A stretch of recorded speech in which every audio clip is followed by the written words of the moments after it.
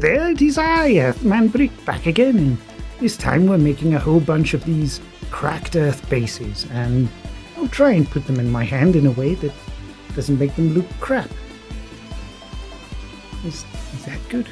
I don't know. There we go.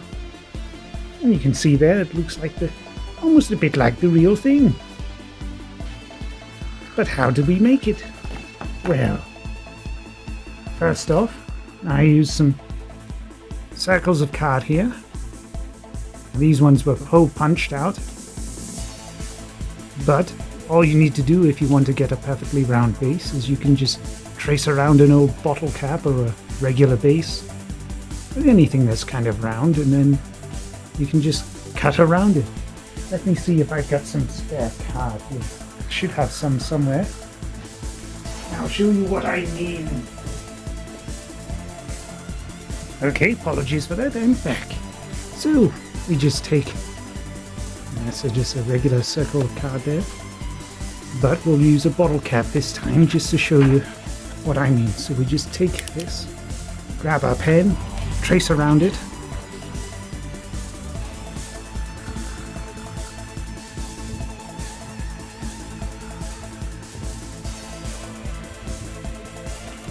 there you go, there's our circular guide. Silence, Poppy! She who squeaks. There you go, you're up on my lap. Stop squawking now. And the trick to cutting out this... there she goes. The trick to cutting out this is to always turn it and turn the card, not the scissors, as you're cutting. So there you go, Kev. Oh my goodness, she's very needy. Right. So carefully and slowly. In fact, I'll just cut off this other bit because the flap is kind of getting in my way. As is the cat. Poppy. Oh dear. So yes, just slow and steady, just try and keep it along that line. And as you can see, I'm turning the card. Yes, that's very helpful, Poppy. Thank you very much. You're a good girl. Bloody hell. Anyway, just keep cutting around. As you can see, just turning it around as I cut. Now this won't be a perfect circle, but it will give you the general impression of one. Because your bases don't have to be perfectly round. Just have to be more or less. As you can see, it doesn't look too bad until you flip it around. And you can kind of see it's not a perfect circle, but it's good enough. And then what you would do is you would just kind of glue it to another piece of card and then trace and cut around that. But the hole punch method is obviously a hell of a lot more accurate. And then after that point, what we do is we take our milliput. Yes. One of those brilliant products. Comes in little baggies.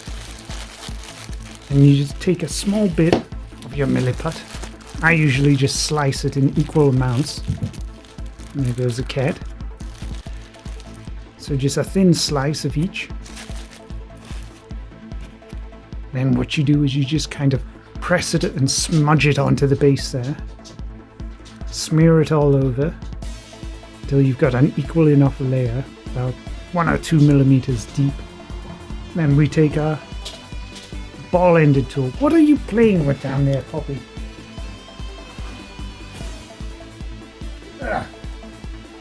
Evil cat.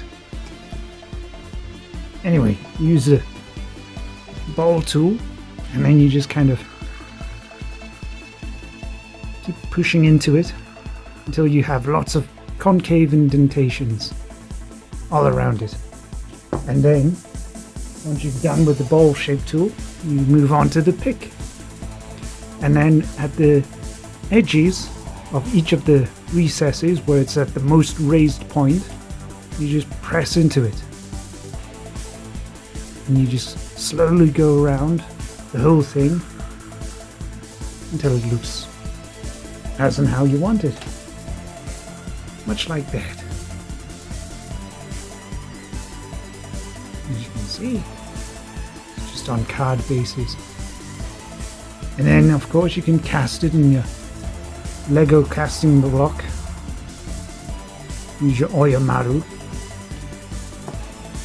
There's a little kind of Lego casting block there.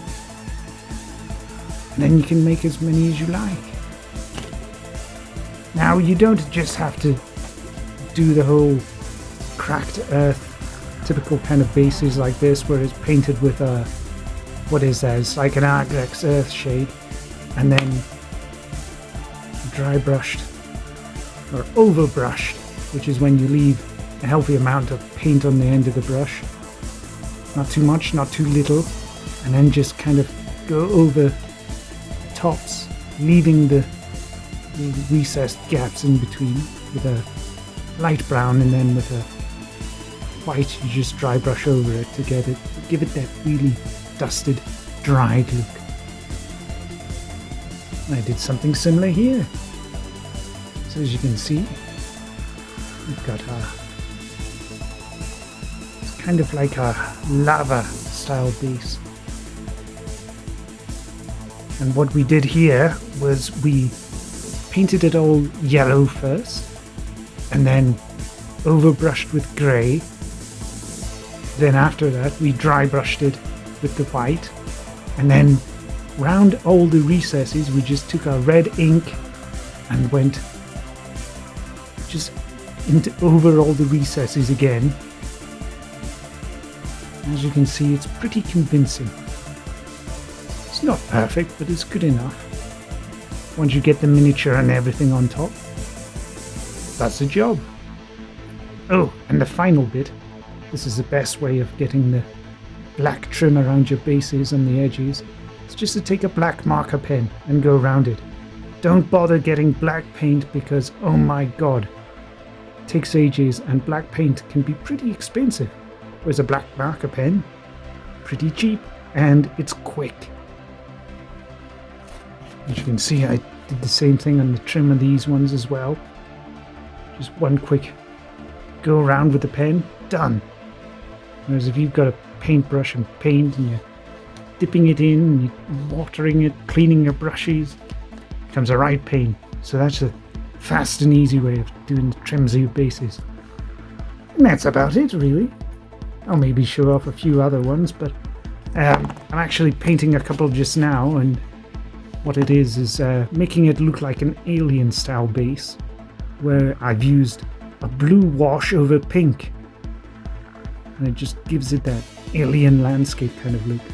But you can use all sorts of colors and techniques, and you can get quite a bit of variety out of this thing. Oh, hello, Poppy. Here she is. Say hello to the audience, Poppy. No? Okay. Well, that's all I've got. So, kindly bugger off. Farewell and bye.